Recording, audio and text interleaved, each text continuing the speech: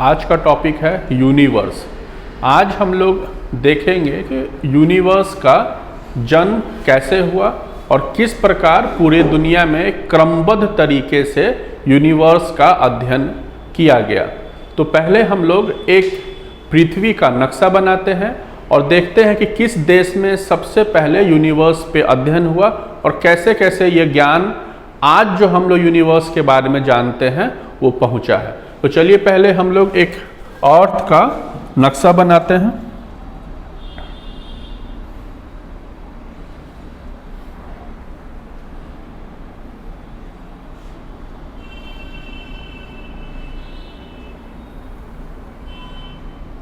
तो मान लीजिए कि ये अर्थ है। हम लोग जानते हैं कि 75% पृथ्वी पे जल है, तो इसलिए ये जो फोटो बनाया गया है वो नीले कलर का बनाया गया है। और हम लोग को ये भी पता है कि ये पूरे अर्थ पे 7 प्रकार के महादेश निवास करते हैं। ठीक है, तो यहाँ पे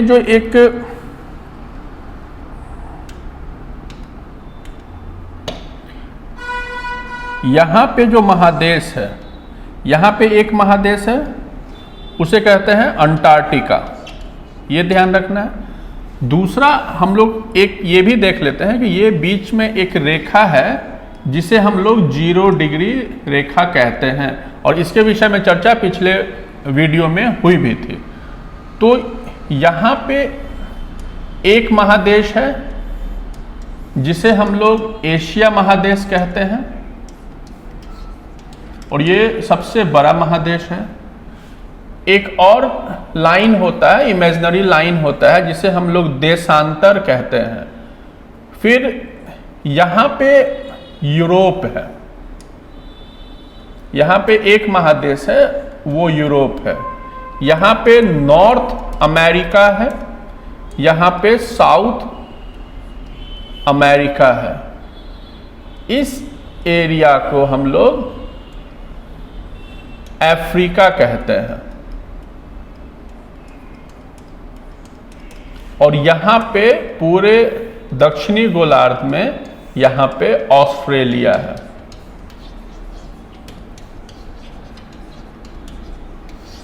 ऑस्ट्रेलिया एक देश भी है जिसकी राजधानी कैनबरा है, और इसे महादेश भी बोला जाता है।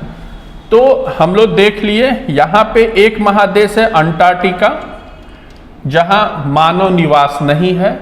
एक महादेश है एशिया, एक महादेश है अफ्रीका, एक महादेश है यूरोप, एक नॉर्थ अमेरिका और एक साउथ अमेरिका।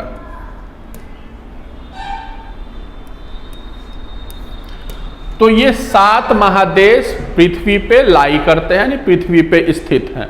अब इन पूरे 7 महादेशों में छोटे छोटे और बड़े बड़े देश भी निवास करते हैं। तो जब हम लोग बात कर रहे हैं ब्रह्मांड की, तो हम लोग सबसे पहले चलेंगे अफ्रीका में। अफ्रीका में एक देश है, उस देश का नाम है मिस्र। ध्यान दीजिएगा, अफ्रीका में एक देश है, उस देश का नाम है मिस्र, जिसे अब हम लोग इजिप्ट भी बोलते हैं।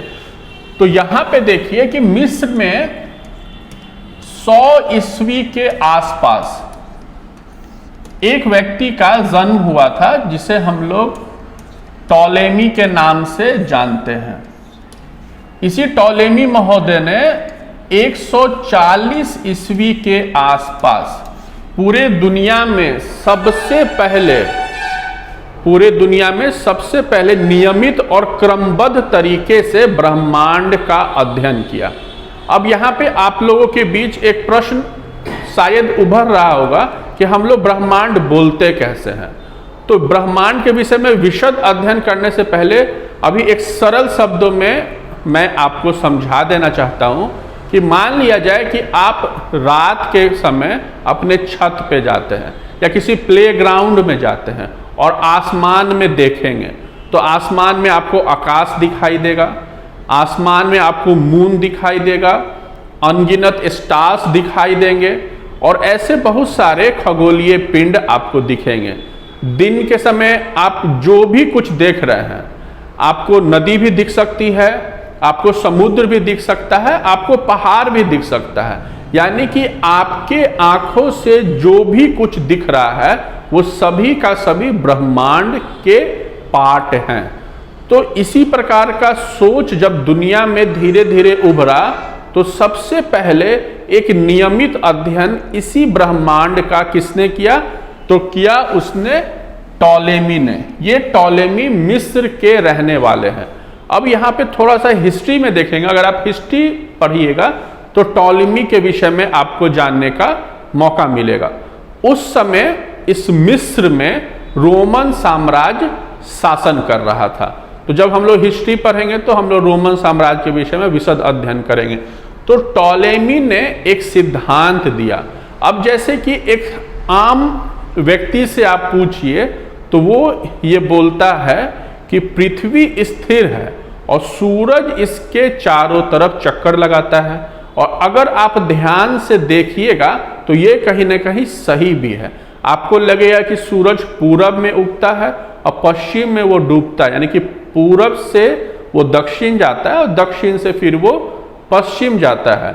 और इस प्रकार हम लोग तो स्थिर हैं, यानी कि पृथ्वी जो है वो स्थिर है और सूरज इसके चारों तरफ चक्कर लगाता है। ये विचार जो एक आम विचार है, यही विचार टॉलेमी के भी मन में उभरा था, क्योंकि ये बहुत आज से लगभग 2000 साल पहले की बात है और टॉलेमी के पास वैसा इक्विपमेंट्स नहीं होगा जिसके मदद से वो साइंटिफिकली इन चीज़ों को देख सके।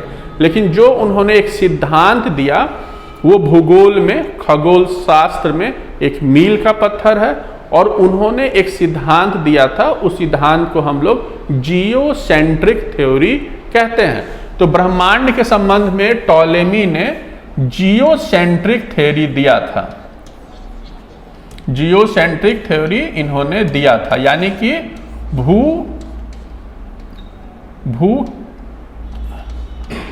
भू केंद्रित सिद्धांत। इन्होंने भू केंद्रित सिद्धांत दिया और इन्होंने बताया कि ब्रह्मांड के केंद्र में पृथ्वी है और सूरज इसके चारों तरफ चक्कर लगाता है। और ये जो सिद्धांत है आने वाले 400 सालों तक बदस्तूर कायम रहा। उसके बाद इस सिद्धांत को चुनौती दिया गया हमारे भारत से। और अब हम लोग देखते हैं भारत का। तो ये जो एशिया है, एशिया में आप देखिएगा भारत की एक महत्वपूर्ण भूमिका है। तो यहाँ पे भारत में एक व्यक्ति का 5वीं-6वीं शताब्दी में जन्म हुआ था। आज अभी हम लोग जहाँ से क्लास ले रहे हैं, पटना के फुलवारी शरीफ से, यहीं से लगभग 1 किलोमीटर दूर एक जगह है, उसका नाम है खगौल। वहाँ पे एक व्यक्ति का जन्म हुआ था जिसे दुनिया आने वाले समय में आर्यभट्ट के नाम से जानती है। तो यहाँ पे आर्यभट्ट का जन्म हुआ और इन्होंने आने वाले समय में अपने जन्म स्थान खगौल से लगभग 30-35 किलोमीटर दूर एक छोटी सी प्राचीन लेबोरेटरी स्थापित की और उस स्थान को हम लोग आज तारेगना के नाम से जानते हैं।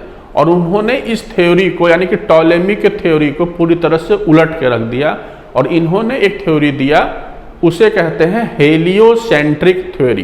तो इन्होंने एक हेलियोसेंट्रिक थ्योरी दिया। तो अब ये हेलियोसेंट्रिक थ्योरी अर्थात सूर्य केंद्रित थ्योरी है क्या? इन्होंने कहा कि नहीं, पृथ्वी ब्रह्मांड के केंद्र में नहीं है और सूरज इसका चक्कर नहीं लगाता। जस्ट इसके अपोजिट बात आर्यभट्ट ने कहा। इन्होंने कहा कि ब्रह्मांड के केंद्र में सूरज है और पृथ्वी एवं अन्य उपग्रह इसके चक्कर लगाते हैं।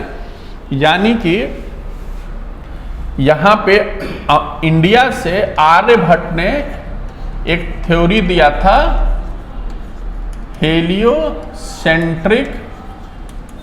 हेलियोसेंट्रिक थ्योरी, इन्होंने इंडिया से दिया और ये थ्योरी फिर बहुत समय तक दुनिया में विद्यमान रही। उसके बाद 1543 की यदि हम लोग बात करें, यानी कि एक समय था 140 और थ्योरी दिया गया जियोसेंट्रिक थ्योरी, किसके द्वारा? टॉलेमी के द्वारा, जो मिस्र के रहने वाले हैं। यानी कि अफ्रीका से फिर एक सिद्धांत आगे बढ़ा, अफ्रीका महादेश से एशिया महादेश में, एशिया महादेश से इंडिया से एक थ्योरी आया और उस थ्योरी को हम लोग कहते हैं हेलियोसेंट्रिक थ्योरी, जो आर्यभट्ट ने दिया था। उसके बाद इस ब्रह्मांड के विषय में यूरोप में एक जगह है पोलैंड, जिसकी राजधानी वर्षा है। अगर आप विश्व युद्ध के बारे में जानेंगे तो एक आपको वर्षा ट्रीटी के बारे में भी पढ़ना होता है। तो जब यूरोप यानी कि अफ्रीका से होते हुए एशिया और एशिया से होते हुए ये थ्योरी यूरोप गया, तो यूरोप में एक देश है पोलैंड। पोलैंड से 1543 में एक खगोल शास्त्री यानी कि एक एस्ट्रोनॉमर जिनका नाम कोपर्निकस है, उन्होंने भी इसी हेलियोसेंट्रिक थ्योरी के विषय में बताया और लगभग वही बात कही जो आर्यभट्ट ने कही थी। इन्होंने भी कहा कि ब्रह्मांड के केंद्र में सूरज है और ये जो सूरज है सोलर सिस्टम का मुखिया है और इसके इर्द गिर्द ग्रह और उपग्रह उल्का पिंड जैसे खगोलीय पिंड चक्कर लगाते हैं। तो इन्होंने कोई आर्यभट्ट से कुछ अलग बात नहीं कही थी। तो यही सेम सिद्धांत खगोल शास्त्र में पोलैंड के रहने वाले कोपर्निकस ने दिया। और हम लोग को पता है कि खगोल शास्त्र के पिता यानी कि फादर ऑफ एस्ट्रोनॉमी कोपर्निकस को बोला जाता है। उसके बाद फिर हम लोग देखते हैं कि ये कंसेप्ट यूरोप से फिर ब्रिटेन की ओर आया, अर्थात इंग्लैंड की ओर आया।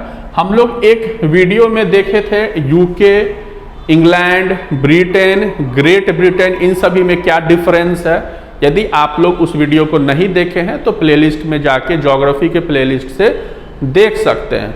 तो ये जो कंसेप्ट है फिर इंग्लैंड आया, एक देश है यूरोप का इंग्लैंड। इंग्लैंड से एक खगोल शास्त्री अर्थात एस्ट्रोनॉमर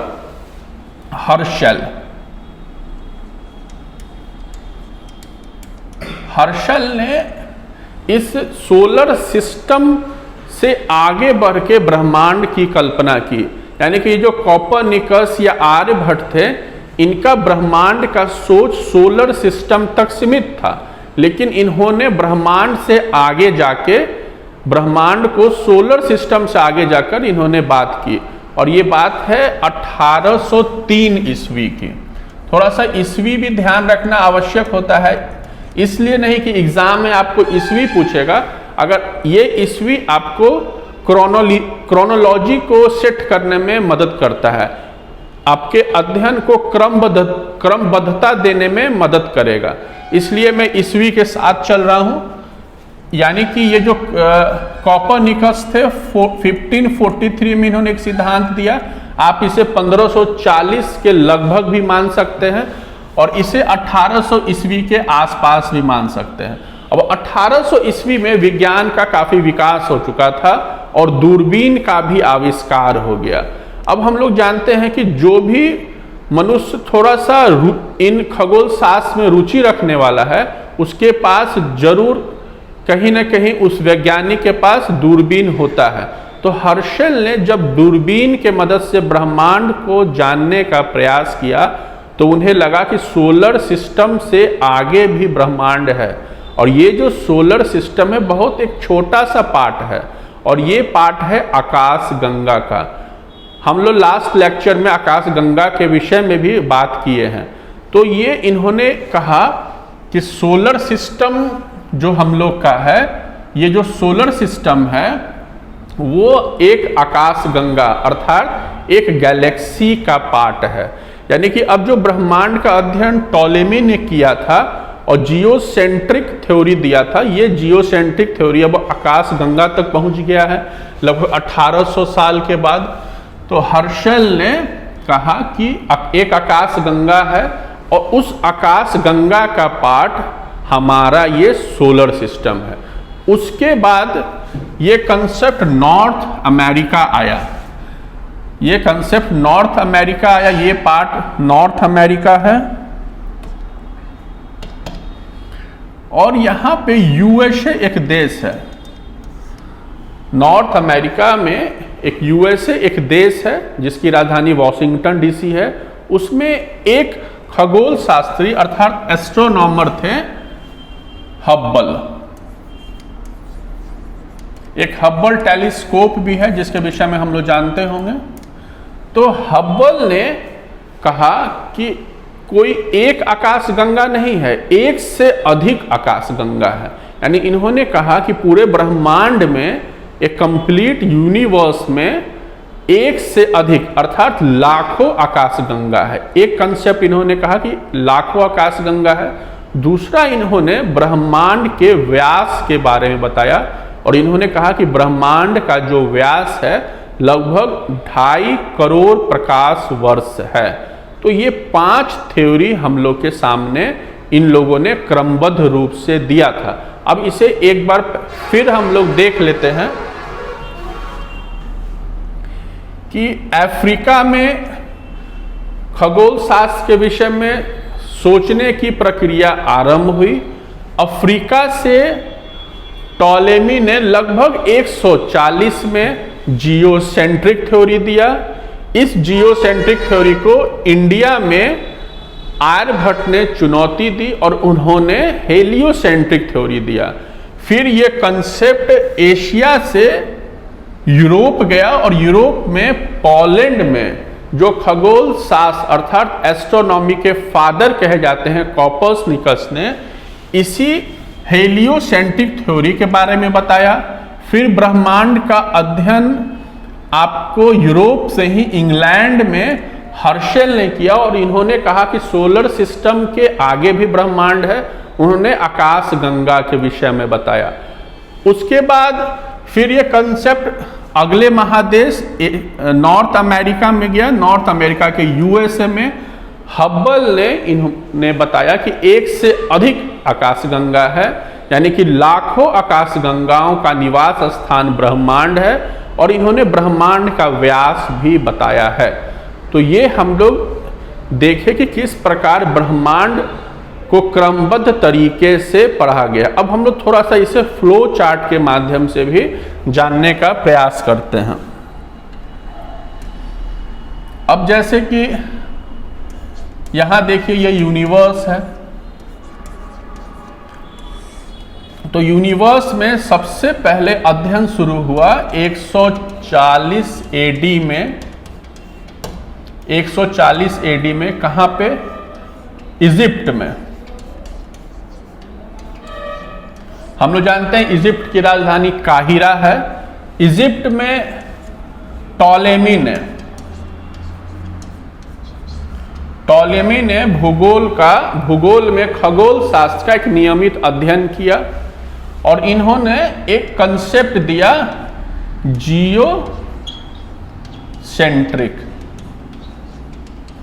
जियोसेंट्रिक थ्योरी,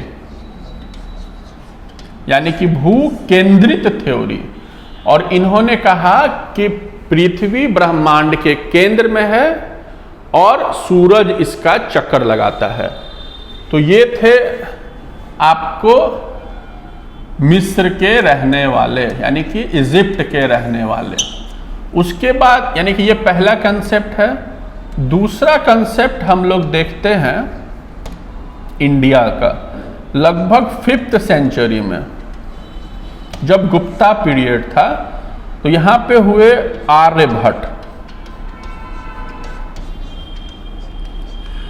आर्यभट्ट ने एक कंसेप्ट दिया और इस थ्योरी के ऑपोजिट कंसेप्ट दिया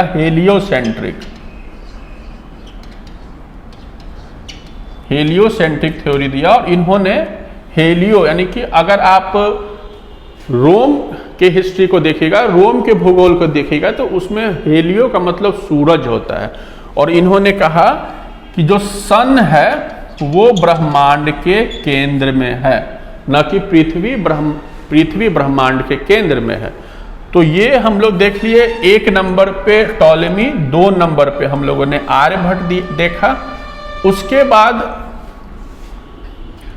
3 नंबर पे पोलैंड से 1543 में कोपर्निकस ने जिन्हें फादर ऑफ एस्ट्रोनॉमी भी बोला जाता है।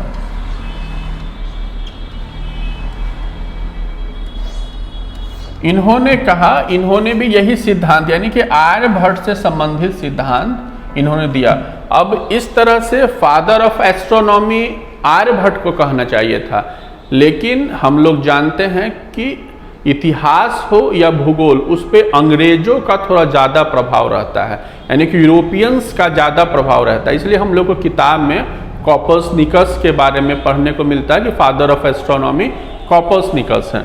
तो ये फ्लो चार्ट बता रहा है कि तीसरे नंबर पे ये जो कॉपर्निकस ने हेलियोसेंट्रिक थ्योरी दिया।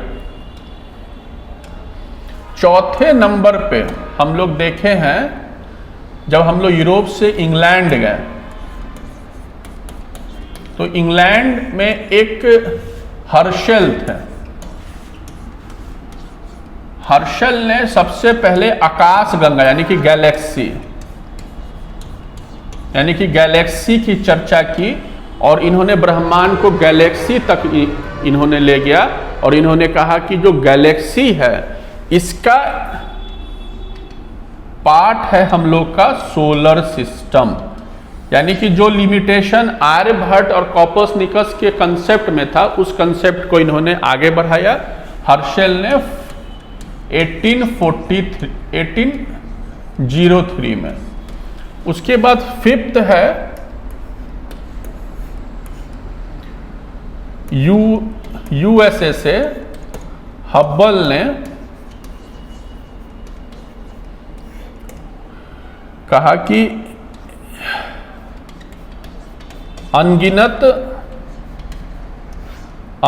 गैलेक्सी हैं, यानी कि इन्होंने कहा कि ब्रह्मांड में अनगिनत गैलेक्सी हैं। तो ये क्रमबद्ध रूप से यदि हम लोग चीज़ों को समझने का प्रयास करेंगे तो चीज़ों को याद करने की आवश्यकता नहीं होगी।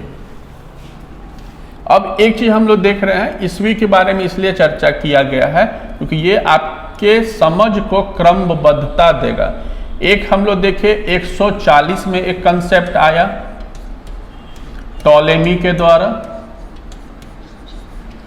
फिर हम लोग देखे कि 5th सेंचुरी में भारत से आर्यभट्ट ने कंसेप्ट दिया जियोसेंट्रिक। फिफ्थ हम लोग देखें 1543 में कॉपर्निकस ने हेलियोसेंट्रिक थ्योरी दिया। इन्होंने भी हेलियोसेंट्रिक थ्योरी दिया था और इन्होंने जियोसेंट्रिक थ्योरी दिया था। इन्होंने हेलियोसेंट्रिक थ्योरी दिया था। फिर 1803 में हम लोगों ने देखा हर्शल ने सबसे पहले गैलेक्सी के विषय में बताया, और 1925 में यूएसए के हब्बल ने बताया कि मोर देन वन गैलेक्सी पूरे यूनिवर्स में है, और यूनिवर्स के व्यास के बारे में भी चर्चा की। तो अगर आप क्रमबद्ध रूप से देखिएगा तो आपको चीज़ों को याद नहीं करना पड़े। 140 ईस्वी को देखिएगा, 5th सेंचुरी को देखिएगा, 1543 को आप 40 भी समझ सकते हैं, इसे 1800 ईस्वी भी समझ सकते हैं, इसे 1920 भी समझ सकते हैं। ऐसा देखा गया है कि यदि आप इवन नंबर को ध्यान में रखते हैं तो इवन नंबर थोड़ा आसानी से याद होता है, ऑड नंबर थोड़ा मुश्किल से याद होता है। तो ये एक पूरा कंसेप्ट है ब्रह्मांड के बारे में जो 2 थ्योरी पे आधारित है। एक थ्योरी जो पूरी तरह से अब जिसे दुनिया ने नकार दिया है, जियोसेंट्रिक थ्योरी को। अब लोग जानते हैं कि ब्रह्मांड हेलियोसेंट्रिक थ्योरी पे चलता है।